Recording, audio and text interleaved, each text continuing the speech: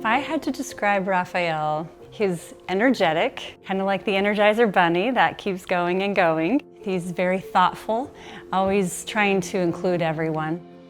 So I'm a general surgeon, and that means I do a lot of stuff. My favorite part of my job is helping people. It's good to see people smile. I enjoy running with my family and with Isaac. We typically do the 5K, 10K, and half marathon length races. It gives us an opportunity to talk. Running has been a very big factor in us bonding as a father and a son. It's just us out there pushing each other. Who's faster? I'm faster. Urbana's a small city. It's full of college students.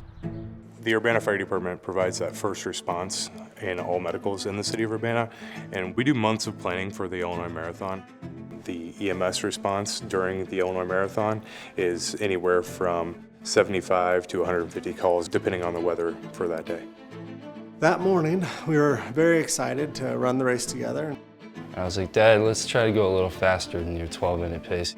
We can do better than that. I could tell he was getting tired, but he's a tough guy mentally, so he was pushing, like he does. About 8.5 miles into the race, I felt like I was going to pass out. He's like, all right, I need to take a breath here. He goes down on his knee. I was like, okay, just catching his breath. And so I kneeled down and told him that I needed a minute. And then I went out.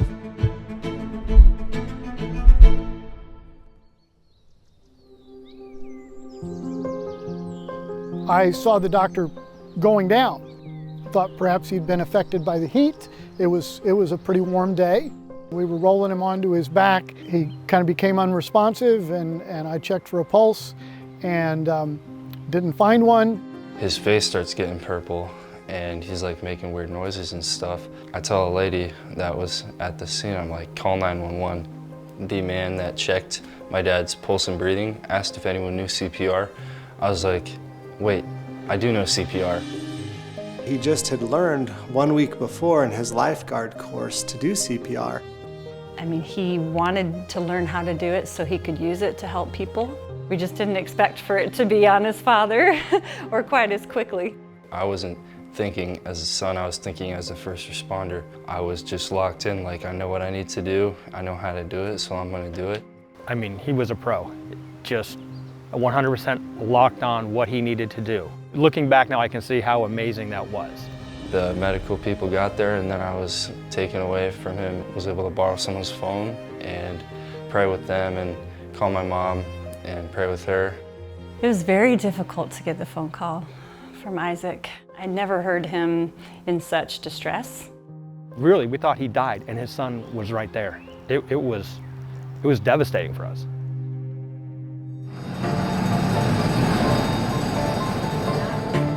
So we were about 4 miles probably away from where the incident was occurring. And as we were sitting there at the mile marker 14, we all of a sudden, that's when we heard that there was CPR in progress.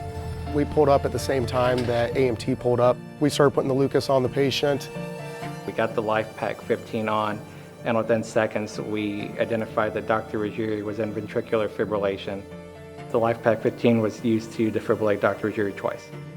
I was absolutely delighted to hear that, that they had a pulse back and he was talking to people and that he was where he needed to be at that point.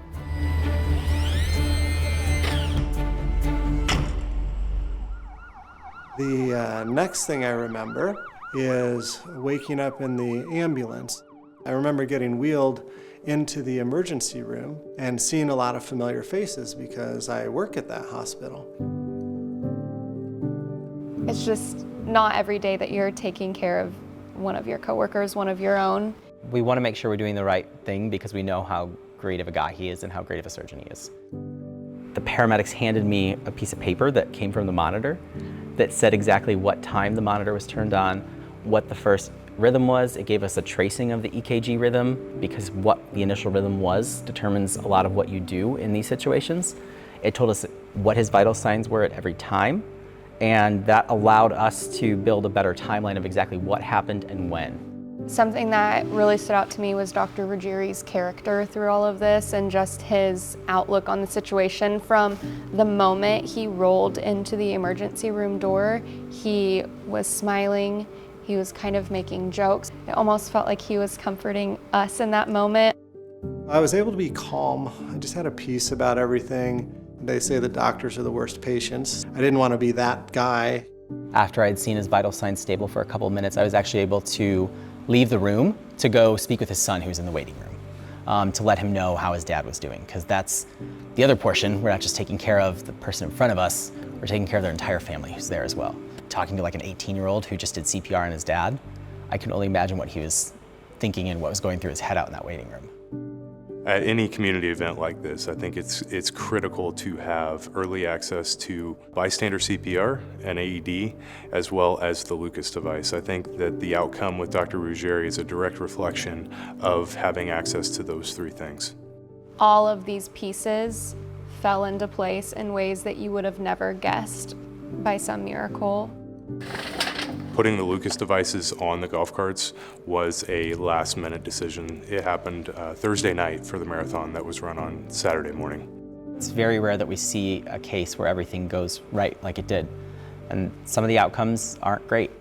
Only 10% of people who have a cardiac arrest outside of the hospital live. And the ones that do live, it's because they get the high-quality CPR. That's what makes this situation so unique is, his son was trained a week before on CPR. The crews were there very quickly. Lucas device was applied quickly and efficiently, doing HA compliant, perfect quality CPR, and he was back to work 2 weeks later. It's incredibly unique. Very often, we don't really know the end outcome of our patients.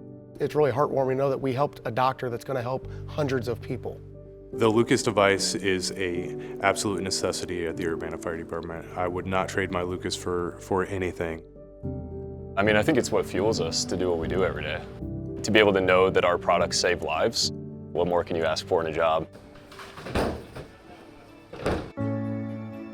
This experience has changed my outlook on life. I'm happier. I don't sweat the small stuff. More focused on relationships and trying to be with the people that I love, build people up and be positive, help them, help as many people as you can. I just really appreciate all of the people that made a difference. Lots of angels all around us, and that's part of community, the bigger family that we have.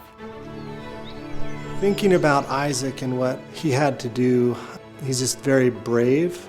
I just think the world of him. He's such a good guy. He's going to go so far in life. Anything like this can happen in a moment. I'm proud of him. Someone could be gone. We're really grateful that he's not. We're really grateful he's still with us.